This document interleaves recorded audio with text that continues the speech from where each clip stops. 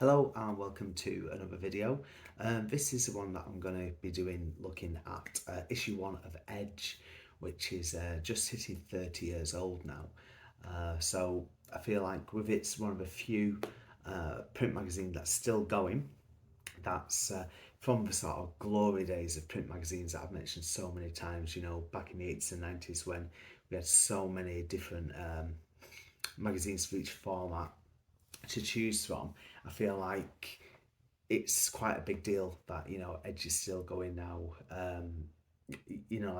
After 30 years. So let's have a quick look at that. I've obviously been busy buying magazines, being at events as well over the last few days since recording this.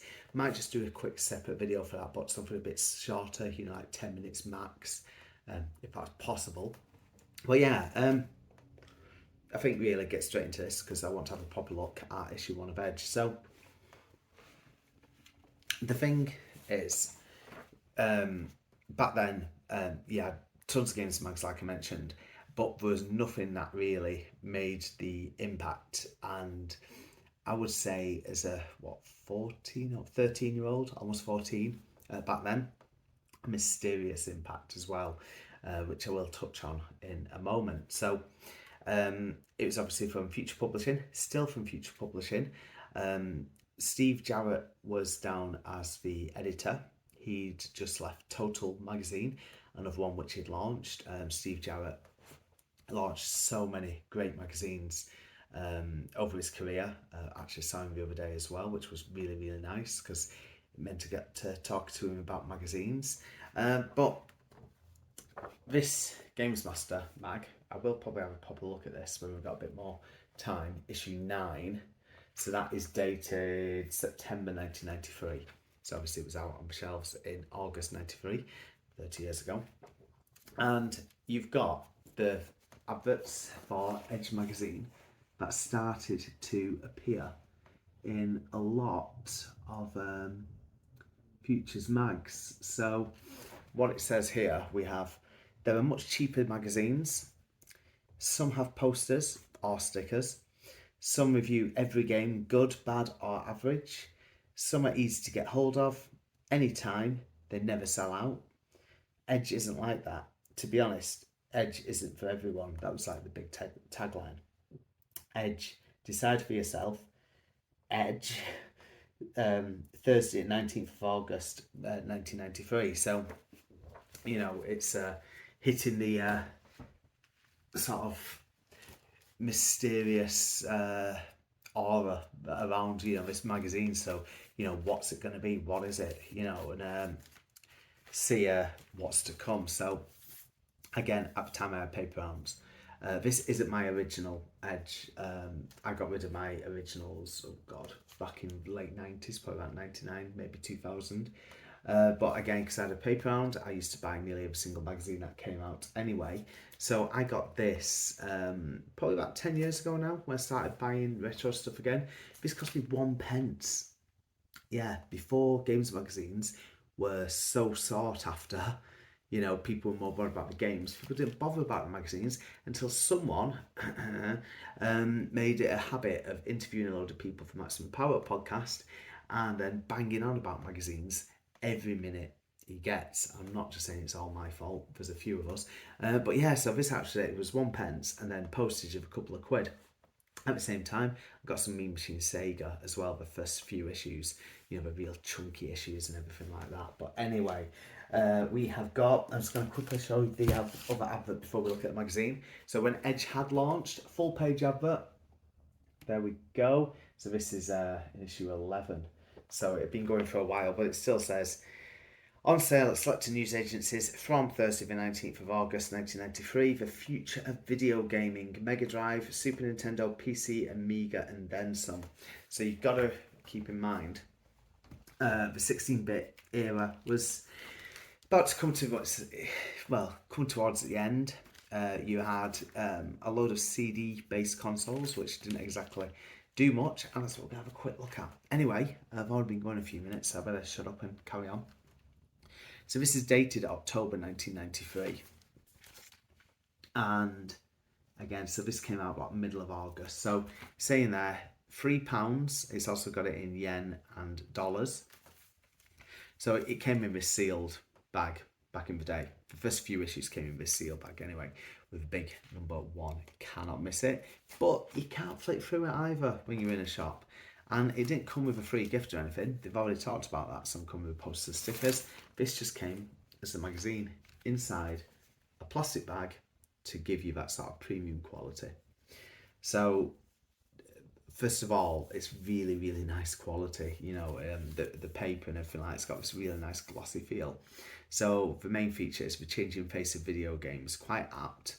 And I've spoke to Steve Jarrett before, and obviously he did go on to launch T3 magazine as well, and also official PlayStation magazine. So he's always been into the technology, looking forward, what's the next big thing. And it's 3DO how the Dream Machine shapes up in real life. So 3DO had some good games, you know. Again, at the time, so many machines vying for your attention and money. Lots of them obviously didn't, you know, make it. So it's saying what edges, a little bit about it, what to expect. But the thing is here, it says the future is almost here. Obviously, future publishing, but also future as in we're about to go to this next generation of gaming. And then we have got the contents pages. I won't show every single page because otherwise it will turn into a massive, long video. So it really looks the part, you know. It's obviously had design tweaks over the years and things like that. So obviously Steve Jarrett, editor, Matthew Williams, art editor.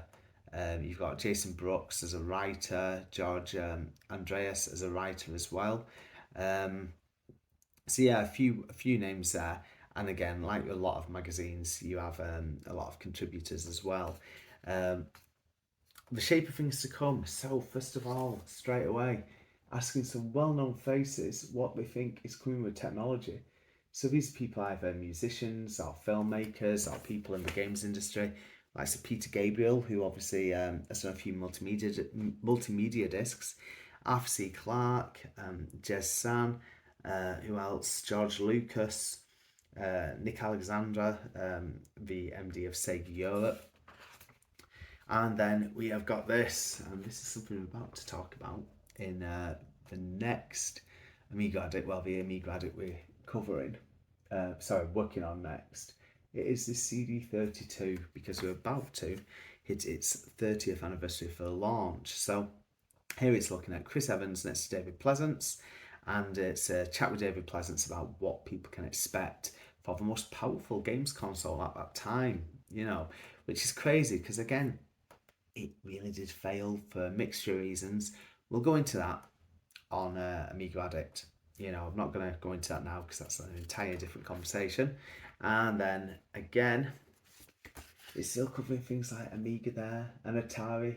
Both these once mighty giants, you know, they're still fighting. But, you know, it's the last roll of the dice for them. The ST's dead. They're obviously putting their hopes on the Jaguar. And then what else? We've also got Sega Pirate TV. Remember those adverts? Quite iconic. Again, at this time, Sega were like brilliant when it came to advertising. And, you know, stayed all the way as like the kings of it, really, up until PlayStation came onto the scene. So you got like loads of news. There's even like little news snippets on the Saturn and things. We have got a feature and a look on FMV, which was quite popular at the time because it's not just PC anymore. It was things like the 3DO, the CDI, but again, CD32. You know, so many people were embracing CD. But I don't know, maybe it's a case of people weren't ready to get rid of, like, you know, the SNES and Mega Drive, you know, because again, like I said, I say really up to 95, so still like another 18 months, you know, until they really did fade away. Then we've also got the Future Entertainment Show, preview of that. And then we've also got a date book, the big events coming up and things like that. And then loads and loads of release dates for all the main formats that they cover here. So looking at things like Mega Drive, Mega CD, PC, Amiga, PC Engine, Neo Geo, Mega Drive, Super NES, the dates of the next few magazines as well. So like, what was it? 30th of September, I think it says there for Edge issue 2. And then we've got the charts. And the charts are laid out really weirdly here. This is something like, high quality magazine, everything really set out nicely. But you've got charts like on the side and everything like that, and a few facts and stuff. It's, to me, that bit just feel a little bit quirky. But anyway, we're moving on to the previews, or as they call it, pre-screen. So here is Dungeon Master 2, Legend of Skull Keep for PC, Amiga, and Mega CD. Again, well-known game at that time. Dungeon Master is still one of my all-time favourites and still favourite of many people's. And then we've also got, I'm not going to show it all, games like Top Gear 2, that's on the SNES. Now, the big selling point of that is it had an amazing soundtrack. Again, it's still that 16-bit generation, but there's still some really good games coming out, and we're going to look at a couple of those in a minute. But then, like on the next page, you got things like this: the Star-Lord and F-14 Fleet Defender. So again, a totally different genre. It's showing that move to the more impressive 3D graphics and stuff like that. And again, here's another one. This, I know it came out on Amiga as well, but Thunderhawk on the Mega CD. Now that game was meant to be like one of the sorry, my eyes itching there. So like one of the killer apps, and it was from Core. Got good reviews from what I remember, and a lot of Mega CD games didn't. And then we've mentioned this recently, TFX and Inferno from Digital Image Design in conjunction with Ocean as well. Mentioned this yesterday. I saw Nick Clarkson, who worked on a few favourite magazines of mine back in the day, ST Action, Games X. And then he also went on into the publishing sides for Gremlin and Ocean. So these games got a bit of a mention. I'm not going to mention Jurassic Park because I've covered that in another video, and there's only so much we can talk about that. But then we've got Legend of Dracula X, Castlevania Bloodlines, and Rise of the Robots. So what I'm going to do is point out Rise of the Robots looks nice, played awful, and it's quite infamous how bad it actually was, but there was so much hype around that. There's something like the Legends of Dracula X, Castlevania, even though they are really good games, the idea was like, oh, people don't want this sort of stuff anymore. We're going to start moving away from it, which is a shame, because I still remember, what was it coming out? Like Rapid Reload, or Gunner's Heaven, as it's also known on PS1, and because that was a 2D game, it got like quite a bit of grief. Just moving on to the reviews, I think, in a minute. Oh no, we've got our main feature, the 3DO. So I just listened to a recent Retro Hour podcast about the 3DO, and again, I think it looks like quite a nice bit of kit. It looks, good quality and everything. Never ever owned one, even when I used to have like so many different consoles and everything. It's like EA really got behind it. They brought out like a lot of well-known franchises. You had your FIFA, which was like a massive jump up. You had your Road Rash as well. So yeah, they really got behind it. And we've got quite a lot of coverage on it. I mean, it still comes on Crystal Dynamics. They're getting behind it as well. So there's quite a lot of companies, or Interplay as well, but quite a lot of companies who want to, latch on to what's seen as the next big thing. Because again, at the time you've only got the Mega CD, and also you've got the 32X, not 32X, sorry, the CD32. So things are moving. And then next up, we've got TechView Sound. So let's have a look at the sound of games, I think it is. Sound is often a forgotten factor in the gaming experience, but Dolby Surround and Q Sound are about to change all that. Edge immerses itself to the sounds of the future. So again now, especially at home, I know this is 30 years on, but you think everyone's got like home cinemas, and I've not, but like personally, but a lot of friends have got home cinemas and everything like that. We've got surround sound, things have come on so much. But again, you know, these new consoles, CD based consoles, you know, we were capable of actually having much better sound and everything. So they've interviewed a few people from the industry, Chris Hulsbeck, Jez San as well, you know, to get their views, what we think of everything, how it's going to go down. There's also Tommy Tallarico on this one as well.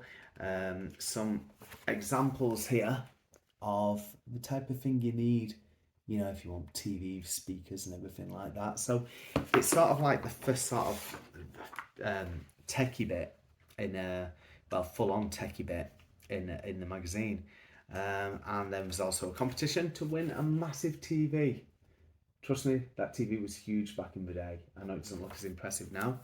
I should really watch my words there. So let's have a look. And then we've got this TechView CD-ROM microcosm. Now this again gets touched on in the next, well, in the CD32 issue of Amiga Addict, which will be out. It'll be start of October, that one, so it's a while off yet. But again, it's looking at Psygnosis microcosm. Again, you know, looking at the filming, what you can get on the disc, what you can make a game show. You know, like this big jump up now thanks to CD-ROM. And then what else have we got? So this goes on for about 10 pages, so it's quite a lot. Next up is test screens. So this is your review. So this is quite a mixed bag, these first few issues, because like I say, we're starting to you know, go from the 16-bit era to this 32-bit era. So we've got Super Street Fighter 2 Turbo on the SNES, £90 Japanese import, 9 out of 10 they gave it. Now with Edge, they don't actually say who's reviewed the game. They said they want, well, I've talked about this before, and when I spoke to Steve again recently, he didn't want people to just latch on to go, oh, I like Mike's reviews, I'll always agree with him. So we just had a bit more mystery. And then we've got Street Fighter 2 Champion Edition on PC Engine, 8 out of 10. Gradius 2 PC Engine CD, 8 out of 10. Mortal Kombat on the SNES, 6 out of 10. I've touched on that before. Blood, quite limited. They did improve things. What else? Echo the Dolphin on Mega CD, 8 out of 10. I still don't like Echo, you know, it's you've got all these, again, the really quick short reviews, you know. But I think these first few early Edge, they're looking at, you know, the sort of looking forward to all the technology that was coming with games here. I mean, Sunset Riders, 7 out of 10, that's not too bad. Gunstar Heroes, 6 out of 10. Come on, guys. That one I don't agree with. 6 out of 10. I'd love to know who reviewed that one. I mean, that's a really good game, Gunstar Heroes. And then Mario Collection, so Mario All Stars, 8 out of 10. Zombies Ate My Neighbours, one of my favourite games, 6 out of 10. So yeah, it's quite a varied range of reviews. I mean, on this page alone, we have got an Amiga review as well, because again, I've said before, the Amiga still had a little bit of life in it. So we've got Rocket Knight Adventures on Mega Drive, 7 out of 10. Yo-Jo, game I've never played, 8 out of 10 on Amiga. First Samurai on SNES, 5 out of 10. I've talked about that recently. I think it was in the Game Zone magazine, and that's the type of game where I go, what, why?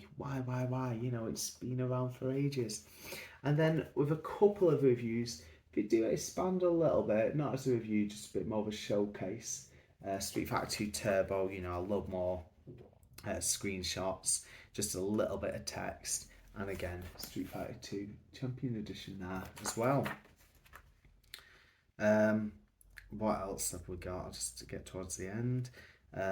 So it's just like an expanded look at some of these reviews, really, to finish off the magazine. And then we just got a few letters at the end, a questionnaire, and that is it. Well, 30th September issue 2 with the CD on there. So still got the like little postcards in here and subscription things and whatnots. So yeah, not bad. It's it's good to see that it's still going. You know, it's very hard work, obviously, doing magazines nowadays. So yeah, Edge, happy birthday, 30 years. You know, that's more than 2/3 of my life, which is crazy. You know, it's outlived now. CVG, Games Master, and things, and those were some of the long running ones. I think the next closest, well, PC Gamer, that's coming up to 30 years. And then you've also got, what's it called? Retro Gamer coming up to 20 as well. So, yeah, good times. Yeah, that is absolutely everything. Thank you for watching. I have got issue 2 of Edge knocking about as well, so I might quickly go through that one month, see if there are any changes, because sometimes you do get a couple of changes from the first and second issues. You know, straight away if you go, nah, I don't like that, it's not working. Maybe one of the things they've knocked on the head of us sideways on charts that I just quickly had a brief moan at. Anyway, thank you for watching. I'll do another video quite soon because the new Amiga and Pixel Addict mags should be with me in the next few days as well. So start next week, try and get those out as well. John will be posting those out any moment, and again they'll arrive in the shops. So this coming Thursday, so what's that, 20th, 23rd, about 24th, something like that, any day now. Okay, thanks a lot, guys. I will see you soon. Thanks for your time. Bye bye.